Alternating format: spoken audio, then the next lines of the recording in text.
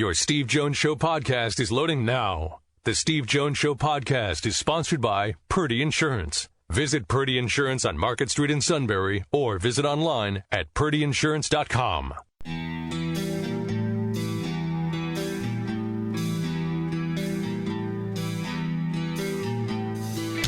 Sports talk where your voice counts. This is the Steve Jones Show on News Radio 1070 WKOK. Now, from the Sunbury Motors Studio, here's Steve Jones. Today's show brought to you by Purdy Insurance, Market Street in Sunbury. Go to purdyinsurance.com. Auto, home, life, business, RV, boat, motorcycle, whatever it may be, bundles. They'll do everything they can to save you money and make sure you're fully insured. They are the pros, the best in the business when it comes to insurance. Purdy Insurance, Market Street in Sunbury. Go to purdyinsurance.com.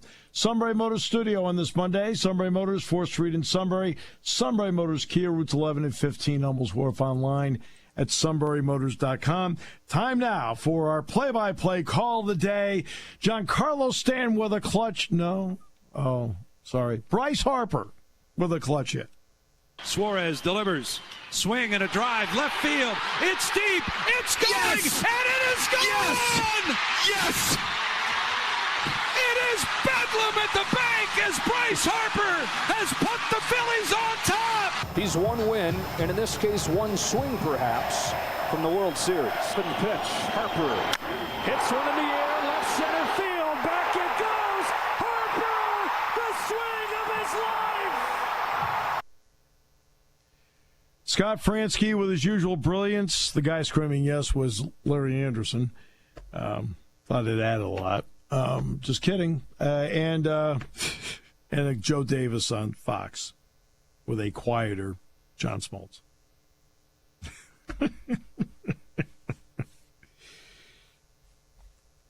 I can't believe you didn't play you played all those Judge highlights all year. I thought you were going to play the ground out. No? No, senor! No, senor! No, senor! Okay. Guess we're off that wagon, huh? That's why you get Bryce Harper. That's why you do. Moments like that. What a moment in Philadelphia. To the World Series they go, and guess what? May not be the favorites, but who cares? You got a shot. There are 28 other teams that don't have a shot. You do. All right, let's bring in Nate Bauer, on3.com, Blue White Illustrated. Always a pleasure, sir. Welcome aboard. Steve, I'm just trying to keep up with you. You know? I went to transition school. How you make that transition from one to the next? There we go. I love it. I can't do it. We got the podcast now and the cold open. I can't do that. It's horrible. Oh, all it takes is repetition. You'll be great. So, when you watched the third quarter on Saturday night, what ran through your mind and what notes did you take watching how Penn State played the third quarter Saturday night? Yeah, well, certainly it was a carryover, right? The second quarter was the tapping at the floodgates, right? Minnesota's defense could not. They didn't have any answers, for what Penn State was doing, and I guess by the middle of the third quarter, it became clear that the answers that didn't exist in the first half were not coming to them. Yeah. There was no solution halftime adjustment for Minnesota to make, and so I saw a Penn State team that, look, we've been talking about it all year, right? Explosive pass plays have not happened for this Penn State offense, and Saturday they did. So, the stat I pulled was, I believe going into the game, Penn State had 5 explosive play passing touchdowns, and granted, one was a busted play on Saturday night, but they had 4 on Saturday night. So that was a major step that I thought, against an admittedly kind of hobbled, Minnesota team, but Penn State took it. They needed to take that step, and they did. But not hobbled on defense. No. I mean, that's their defense. That's their guys. And having not faced anybody, right? Right, exactly. And that goes now to another element. Sori Marin in the middle is a terrific run-down linebacker. What did getting the tight ends do? Not just to open things up, but get him off balance because covering the pass is not his strong suit. As I have come to understand, and look, I'm a novice out here, right? I'm just I let the pros do what they do, but the game is putting linebackers in conflict, right? It's that is what these offensive coordinators are trying to do. Is generally speaking defenders, but where you bludgeon people is by getting linebackers on their heels so that they aren't making quick decisions. They're not reading.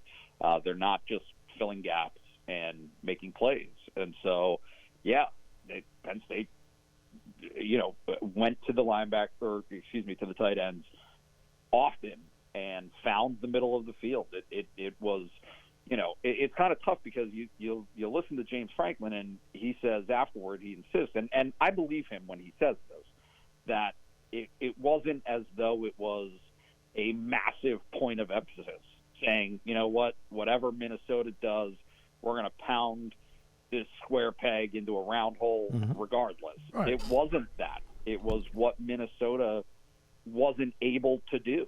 And so that's what, obviously Mike Yurcich and Penn State, credit to them for being able to recognize that and take advantage of it. Well, Micah Shrewsbury is a great example of it because Micah Shrewsbury will sit down at the tape and he'll go through with his team. When he's done with the tape, I said, I asked him one time, I said, what are you looking for when you're picking out matchups that you want to exploit? And he said, Steve, it just jumps out to you. Yeah. And he's right. I mean, there's certain guys you look at and go, even I'll watch a tape with my novice eyes and go, okay, can't defend. And it was the same thing with this. You watch the Minnesota tape. And part of this is a product of their schedule, but Minnesota only given up. Everybody's talked about the 66% that they converted on third down. Yep. Well, they'd only given up 22% on third down all year. And Penn State was 5 of 11. Oh, by the way, it was 5 of its first 9 when the game was a game. Yep. Yeah, it's all of the things that Penn State couldn't do at Michigan, Penn State needed to be able to do against Minnesota. It was not. You're not talking about the same quality of opponent, but you are talking about the same plan, the same DNA of what those programs want to do to you on both sides of the ball, right? And so there was a little bit of needing to exercise some demons, I think, for Penn State, and those areas that they came up short in, they get into third and short situations and, unlike Michigan, convert them. Yeah. Right? They were able to do that on Saturday night. And on the other side of the ball, I was able to talk to Adisa Isaac after the game. Yeah. This isn't rocket science. They're just trying to get you into third and long. Yep. That's all Penn State's trying to do. Yep. They're trying to bottle you up on first and second down. They did that against an outstanding running back. But they were able to keep him in check. He wasn't able to rip off any 50-yard runs. And so, by keeping him to 2-3 yards a carry on first and second down, look, that was a Minnesota quarterback that just wasn't equipped to be able to handle that against Penn State secondary in third and long situations. And they were in third and long situations all night long, thanks in large part to 5 false start penalties, four of which happened on third downs. Right, exactly. So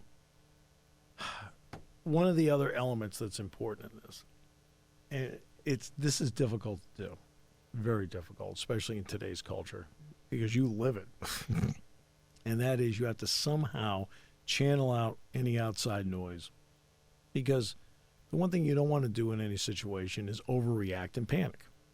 Yep. Now, you have to sit there and you have to read all, whatever it is you're reading. I'll get Ron Moeller will text me and say, "Hey, this is all," and I go, "Really? Okay." That's all. The Mole Man's kind of like my link to whatever you're doing. I'll read your articles. You, Sean, Ryan. I'll read the articles. Greg, T. Frank. Did I get the whole staff? I think I did. That's the crew right there. Yeah. Okay. So I mean, I'll read the articles because you guys are terrific writers, do a great job. But when it comes to the comments section, with all due respect, no. So what is it like on your end having to, because you have to react, I'm sure, to some of this along the way, pro and con. I'm sure that's part of the deal. Yeah. Especially when it comes to the quarterback. Because, I mean, the first 3 series, okay, I got it. But he threw for 295 and 4 touchdowns after that. Sort of pretty good. I mean, a lot of people, I think, would live with that. Yeah, look, I'm not a hot take guy. You know this, right? I know. Penn State fans at Beaver Stadium booed Sean Clifford when he was introduced in the pregame warm-ups as the starting quarterback. I referred to it on the broadcast as a mixed reaction. So it's okay, but I know. You couldn't miss it. You couldn't miss it. Yeah. Was it a avalanche? No, but enough that you noticed it. And more important to me, Penn State players noticed it. Yeah. I'm going to preach for a second here, and stop me if I should, but it's embarrassing. Penn State fans who behaved that way before the game starts should be embarrassed for doing that, right? One, the kid is a great kid. He deserves better than that on the merits alone. But this is your home team, right? It is a weird vibe. Like I'm looking at this from 30,000 feet, and it is a weird vibe for Penn State football right now. I get that there are some fans frustrated. Look, the last 2 years are inescapable. Okay, it's all understood, and Sean Clifford's role in some of those results is understood. I get where that's coming from. I know. Oh no, I understand. I mean, every time he throws a ball, like, for example, he's run a screen, the screen's blown up, and he throws it into the dirt, everybody thinks it's his fault instead of saying it's really a smart play. Right. It's like, he throws it in the dirt. Yes, because it's covered. He's a flawed quarterback. It's fine. But he's not some abject failure who is like people's perceptions at this point are so far removed from reality that it's difficult to sit there and digest, right? Because I don't have a rooting interest in this. I'm just sitting there watching it, and I'm saying, hey, how do you not see what is being said and what is out there right now, right? Which is very simply, everyone understands that Drew Allar is going to be great. He's going to have a great career. He's not there quite yet. Drew is a fabulous prospect. I mean, I get the privilege of seeing it every day. He is a fabulous prospect. Bo Perbula is a really good prospect too. I mean, I never want to leave him out of it. So I understand, like, the shiny object is very shiny. Okay, I got very it. Shiny. But it's very shiny. But I didn't mean to cut you off. Please continue. No, well, no. I mean, I'm echoing the same sentiment. It is there. Mike Yurcich talked about it last week. He had a interview with the media on Thursday. Yep. And it's not all that complicated. They have more answers for what defenses are going to do to them with Sean Clifford, just based on his experience alone.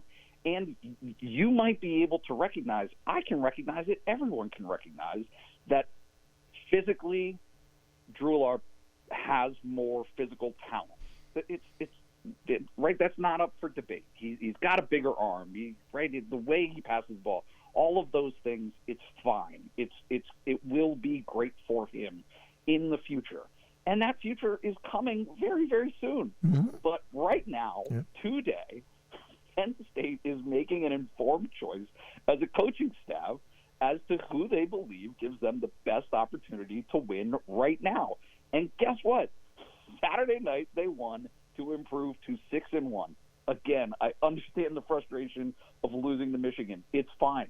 People that are the amount of sentiment of people who believe it's not even worth showing up on Saturday. I fundamentally reject that. As college football programs, even 2-touchdown favorites lose games sometimes. And so to me, this is a compelling week of football. This is going to be a great game on Saturday. There's every reason to believe that it will be a competitive game. And so it's a strange place to be where you see 6-1, a team that, yes, they stubbed their toe. They had a really bad game, did not play well out at Michigan, but they've got an opportunity Saturday to do something special, to do something that sets up these crazy possibilities that zero people, I keep hammering this home, zero people, including myself, projected Penn State to win 10 games, let alone 11 games this season.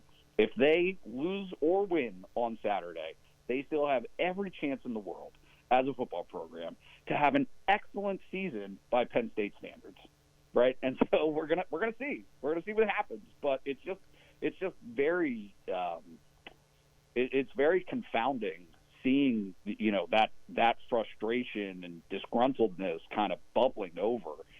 And in my opinion, being taken out on people who really don't deserve any of that frustration. Well, as a person, Sean doesn't deserve it. Right? As a person, he doesn't. I will say this: when the coaches sit down in the conference room, I remember when Penn State started 2 walk-on linebackers one year, Ben Faddy and Williams. Okay, and they started the season with them, and people are complaining. I can't believe it. Do you think they sit down in a conference room and they say, you know what, let's start these 2 guys? I think it'll make the game more competitive. What do you think? Yeah. Right? Yep. Or do you think they're making decisions like, okay, those are the best guys we have. I think we need to play them. I mean, what decision do you think is being, I'd like to play the game with one arm tied behind my back. Let's give it a shot. See how it goes. I think it'll be a lot more fun for everybody, including the fans. What do you think? Show of hands. Show of hands. Everybody in favor? I think that's great. Great idea. Let's do it. Yep. I said, or they sit down and say, what gives us the best chance to win based on who we have? The storyline. I always love that. The line of thinking that I just adore right now is that James Franklin is incredibly stubborn. He's just the most stubborn guy in the world, refuses to get out of the way, right, et cetera, et cetera. But we're to also believe that because of the booing in the first quarter, he didn't double down. He was willing to, right? All of the bad plays were called by James Franklin on Saturday, and all of the good plays were called by Mike Yurcich. And it's like, what are we doing here, folks? It's a kind of a what is happening? Never really thought of it that way, Nate. I never really ran through my mind as I was watching it. I was like, all right, Jack, good news. All the James plays are out of the way. Yep. I never really thought. These are things that we don't think of up there. It's like, no. You should feel fortunate to not be in that world in the middle of a game.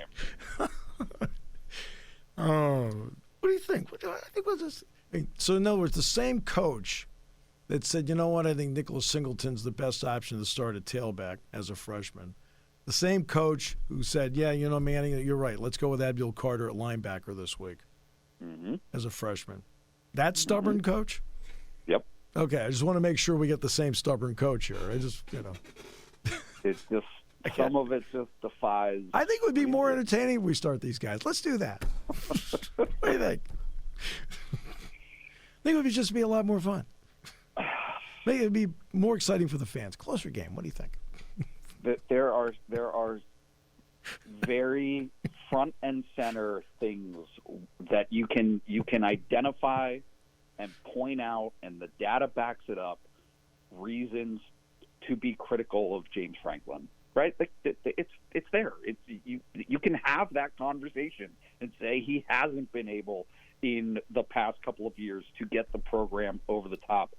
Quarterback development, roster maintenance. These are real things that you can actually have a pretty good dialogue about and say, oh, well, maybe this hasn't been good enough. Maybe this isn't where it needs to be.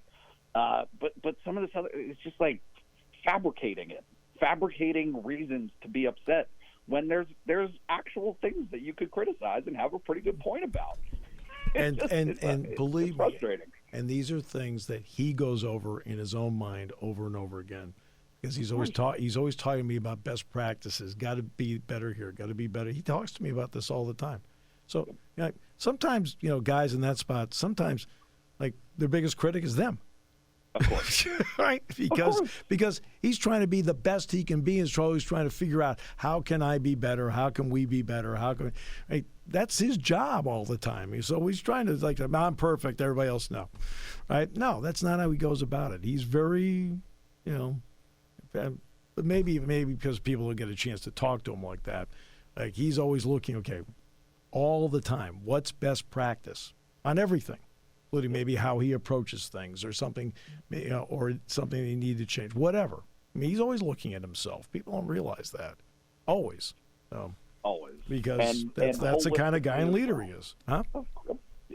Very much so. Yeah. And whether he has the answers all the time or not, it just kind of is what it is. But it's just like I said, it's a weird vibe right now, and I get some of the frustrations that Penn State fans have. I get some of it, but it's not. It's just look. Part of me wants to say, hey, enjoy this.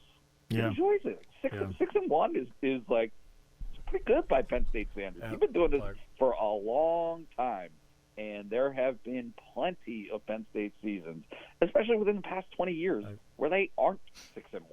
Well, you know what? Every team gets to write its own book. All right? Every team gets to write its own chapters. Right? You just can't sit there, well, they did this last year. Well, I don't care. What does that matter? Totally. I got to let you go. I've eaten up too much of your time. Thank you so much. I gotta write a little hoops update. Yes, tomorrow's media day, as a matter of fact. It's coming. So, Jai and Mahaffey and all those guys, they're nice additions to this team. Cam Winter. Funk, corner pocket 3, baby. There you go. So, yeah. I like the preseasons look good to me, and I know they just had a double secret probation scrimmage over the weekend. That's why I was referred to that like nobody can know. I'm like, you sit there and go like everybody knows what happened. Yeah. It's like, and by the way, performed very well. All right, so we weren't supposed to say that? Okay. Thanks, Nate. Appreciate you. Thanks for having me. You bet. Always. Thanks, pal. Appreciate it. See you. All right. Nate Bauer on 3.com, Blue White Illustrated. You, sir, are my hero. Well, words they didn't say after the ground out to first from the guy that hit 62. I think they booed him in the playoffs, didn't they? Not to my knowledge. But then again, I was half paying attention on Saturday, and no, I said in the playoffs they booed him. I think it was the Cleveland series. Yeah. Oh, that series, yeah. Not this series, but yeah, last series they did. I think they booed him. Yeah. Yep. San Francisco, here we come. All right. What? No? We'll see, I guess. Rumors have it. There's a lot of rumors. They bought 49ers season tickets. No? Bad? Right? No. Sorry. We'll come back with more in a moment on News Radio 1070 WKOK. The weather is getting cooler and the leaves are changing in Central PA. Hi, this is Susan from Purdy Insurance. If your current agent is falling short, It's time to give Purdy Insurance a call. We're a local, family-owned independent agency ready to find the right insurance to fit your needs. You can call us at 570-286-5855, stop in our office on Market Street in Sunbury, or head to our website at purdyinsurance.com to find out what we can do for you. Taking your calls at 800-795-9565. This is The Steve Jones Show on News Radio 1070 WKOK. Now, from the Sunbury Motors Studio, here's Steve Jones. Today's show brought to you by Purdy Insurance, Market Street in Sunbury. Go to purdyinsurance.com. Auto, home, life, business, boat, motorcycle, RV. And even though the suit doesn't own one, he's still got yacht insurance. He scares the heck out of me. I don't know. Have you noticed in the staff meetings he kind of circles a fogged-in airport? Have you noticed that? When he comes in late, too. Oh, for goodness sakes. Yeah, because late, I mean, really. Okay, we're all the planets. He's the sun. I got it. Purdy Insurance, Market Street in Sunbury. Go to purdyinsurance.com, the best in the business. We're in the Sunbury Motors Studio, Sunbury Motors, 4th Street in Sunbury. Sunbury Motors, Kia, routes 11 and 15, Elmos Wharf, online, sunburymotors.com. One quick note before we get to Dave. Through 50 games, the Phillies were 21-29. That ties for the fourth worst record through 50 games of a team that won the pennant. Here are the others. The 2003 Florida Marlins were 21-29. The 2005 Astros were 18-32. The 2019 Nationals were 19-31. The 1914 Boston Braves were 20-30. The Nationals, Braves, who my grandfather loved in 1914, he did, and the Marlins all won the World Series. Thought I'd pass that along to you Philly fans. By the way, who was the victim of the Marlins in 2003? I'm trying to remember. Who the heck? Who was that? Do you remember? Oh, the Yankees. It's been your century. I've tried to block that from my mind. We'll just leave it at that. You pretty much have blocked out every year this century except for one. All right, so let's get to Dave Cecchini. Let's get to people who actually win games over the weekend. The heck with your Yankees. Dave, congratulations on this one. A lot of grit in this one for you guys. Congratulations. Thank you very much, Steve. Yeah, it was a very, very physical four-quarter just war. It was a war of attrition and a war of nerves, and it had a little bit of everything. And I'm just really, really proud of how our team handled everything and really was able to overcome a lot of adversity, especially in that fourth quarter. Yeah, in the fourth quarter. So let's get to one of the keys. You bust your backside, you knock that sucker in, and you are a point away from a tie. And one of the more deflating things that can happen to any team is to have the extra point blocked. It's deflating. And then you come back with the onside kick. Take us through the onside kick, because it involved a review as well. Yeah, exactly. So we were in a situation, we scored, we were down 16-17, so we went for the extra point. Thought about maybe going for two, but there was still 2 minutes to go in the game, about 2 minutes and 5 seconds. So we decided, hey, too much time, even if we did score the 2-point conversion. So we went for one, knowing that Lehigh would have a chance to respond with so much time left on the clock. The kick got blocked. It was not the kicker or the holder or the long snapper's fault. It was our protection, the guy just not blocking the proper gap. So we knew we had to go for the onside.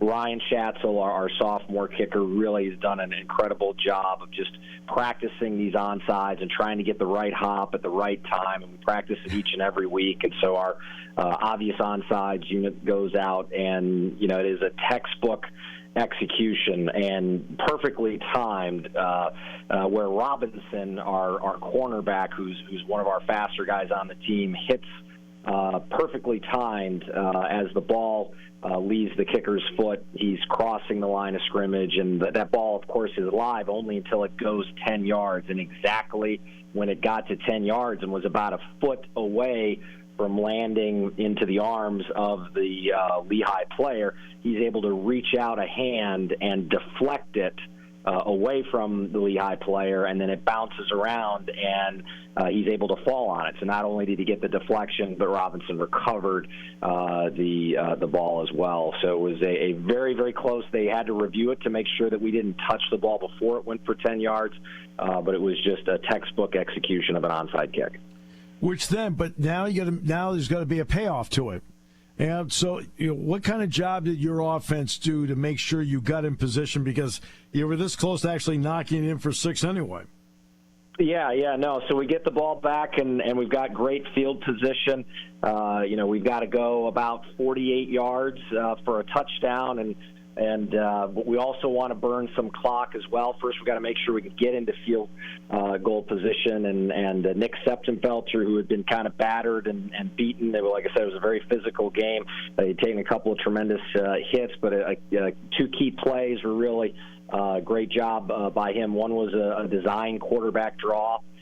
We caught them in man coverage, and he was able to squirt loose right in the middle and run down the field to get us into field goal range to put the ball on about the 25-yard line. And the second was we'd run a lot of wide receiver screens in the game. It was a key 3rd down and long situation where we faked the wide receiver screen, and Nick pumped to the right side, and they were in man coverage, and they jumped the screen, and we had our tight end open down the sideline, and he put a perfect ball that was able to get up and down right before the safety got over to make the play, and freshman Chuck Kreinbucker made a great catch there. So we had the ball 1st and goal on the 3, again with time that we actually wanted to burn. We didn't want to score. Yeah. We knew we had fixed our field goal protection, so we still had faith in kicking a field goal, but we wanted to use as much time as possible, and we were able to get the clock down to 20 seconds before we went out, and the field goal went off flawlessly and just left Lehigh with 18 seconds to respond. Beautiful. And not only that, but the protection was right, too. And that's you talked about the protection, and so now – you always want your guys to make up for a mistake and learn from a mistake. Sounds like they learned from a mistake right at the point you needed it.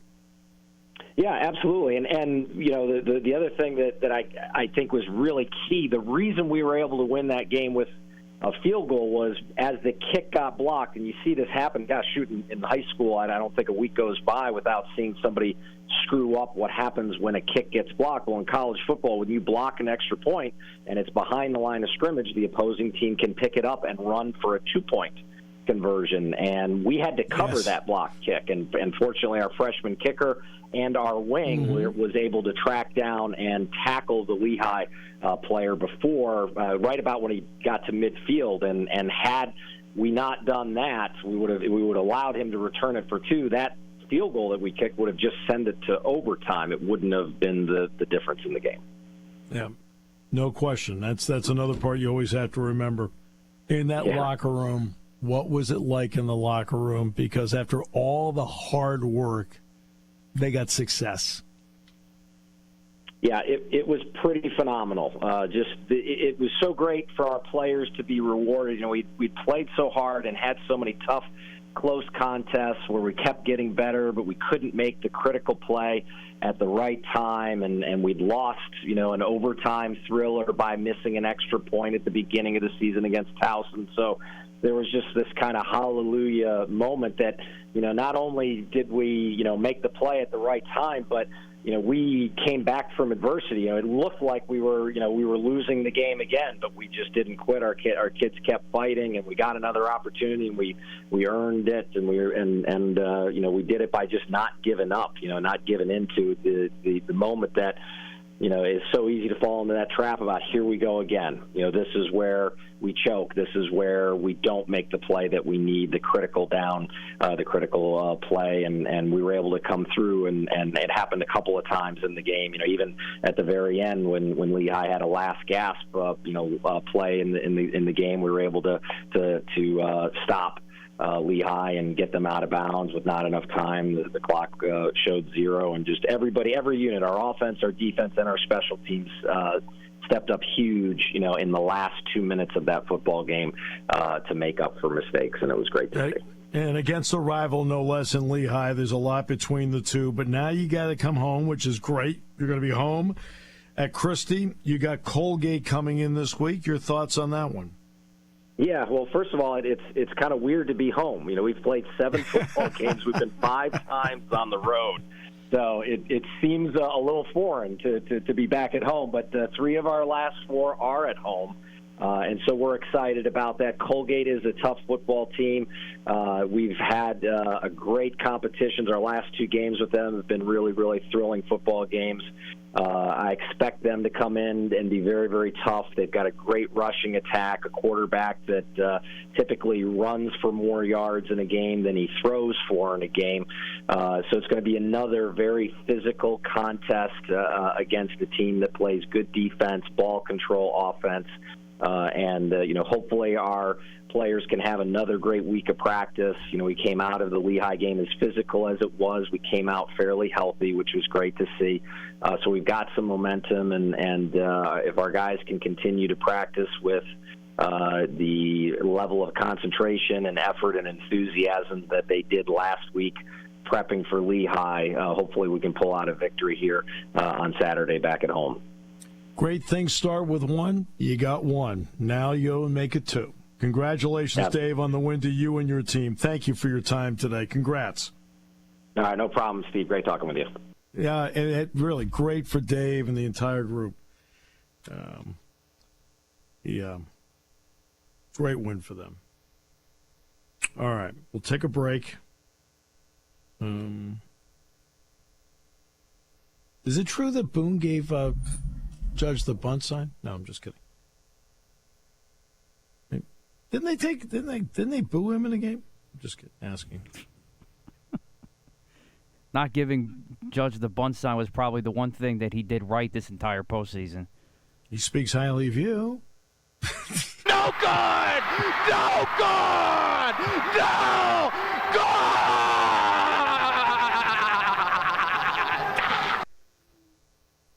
The worst thing that you can do when you're in any leadership position, as I mentioned, I talked about this last week, but it fits this week as well.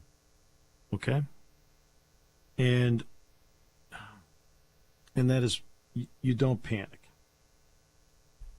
I felt like after game 1, and even to a point with game 2, I felt like he panicked. He kept changing.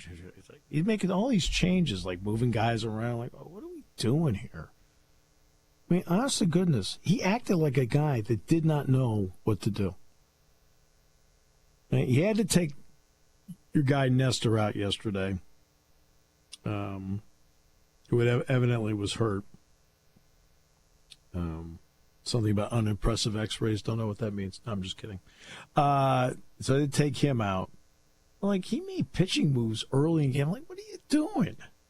Yeah, to Wandy that early, like, I get it, he's been solid, but, like, you need him later in the game. You were up, you still had a lead at that point. Right. Yeah. I don't know.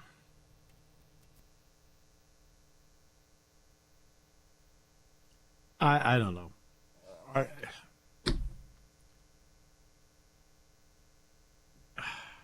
I know we're in this analytics era, and look, I'm all for any information you get. I'm all for it, as you know. I've said it 1,000 times. You always have to preface. Give me all the info. At some point, you coach or manage the game, which means you got to, if analytics fit, use it. If they don't fit, you got to think about time, score, situation, things like that. So I'm watching the Dolphins-Steelers game last night. So the Dolphins drive down. Boom, they got a 3rd down and 3. They give it to Mostert, gets stuffed. So my thought is, okay, run out the field goal team, make it a 2-score game because your defense is playing great, and now you're going to put the Steelers behind the 8 ball where they need 2 scores to win. He goes for it. I'm looking around like, what are you doing? What are you doing here? It's 4th and 3. It's not 4th and 3 inches. It's 4th and 3. Like, what are you doing? You have a chance to make it a 2-score game against the team that you are controlling, and now you're going to put exponentially more pressure on them and their rookie quarterback in the game. No. And he runs the same play he ran on 3rd down, and just like on 3rd down, he got stuffed. So now he has now brilliantly brought losing into the equation. right? Now they get to the fourth quarter. The Steelers are out of timeouts. If you run the football on third down, you might get the first down for one thing, right? But at the very least, the clock is going to stop at 2 minutes and, right? Okay. And they're out of timeouts. They have no timeouts. No, throws the football, play caller. We throw the ball here. No, run the ball. Nope, threw it incomplete. Clock stops. Now you punt on the punt. Fair catch. Clock stops. Right? 2-minute warning. Clock stops. Because of what he did, he put 2 more clock stoppages in there before the 2-minute warning that were not going to be there. Like, what are we doing here? And he gets away with it because he won the game. He won the game because the Steelers can't move the ball. But you're telling me that this is the era? Oh, no, that's aggressive play. Aggressive? I want smart. Holy mackerel. I'm watching this last night. I'm thinking, oh, golly. I mean, there are no points scored in the second half. I mean, whatever they gave Tirico and Collinsworth, they earned every dime. Yikes. I mean, what's next? Drawing a team off sides and jumping up and down? Oh, wait, the Eagles guy does that. Okay. First coach ever to do it. All right. We did it. It's like, okay, a lot of people do that. I mean, if Aaron Rodgers did that every single time, I mean, it would be. Yeah, you can quietly pump your fist. Good, we got him. Because it was great. But not like that. Come on. Get into the game. Right? You got to be thinking ahead here. What's going on? Okay. That's just me. You may all disagree with me. But I look at this stuff and I go, time, score, situation. I can make it a 2-score game with my Pro Bowl kicker. No. Can't make it that easy. All right. We'll take a break. Matt's just trying to somehow get through the show without talking about the Yankees. Here on News Radio 1070 WKOK. When car repairs get difficult. Well, I just don't know. Me neither. We get good. Sunbury Motors. More than quality new and used cars, Sunbury Motors specializes in complicated auto repair diagnosis. They can handle intricate repairs and even complete auto body with service open Monday through Friday, 7 till 4. And Sunbury Motors has made simple repairs easy. Maintaining your vehicle is necessary. Finding the time to do it is difficult. Welcome to Sunbury Motors Quick Lane. Open 7 till 4, Monday through Friday. Just walk in or call ahead. Relax in their remodeled waiting room with Wi-Fi, beverages, and snacks. While Sunbury Motors factory trained techs take care of your oil change, tire alignments, brakes, and inspections. Quick Lane, 6:30 to 6, Monday through Friday, Saturday, 6:30 till 2. Sunbury Motors, Ford and Hyundai, North 4th Street, Sunbury. And Sunbury Motors Kia, routes 11 and 15 in Hummel's Wharf. We take the out of auto repair.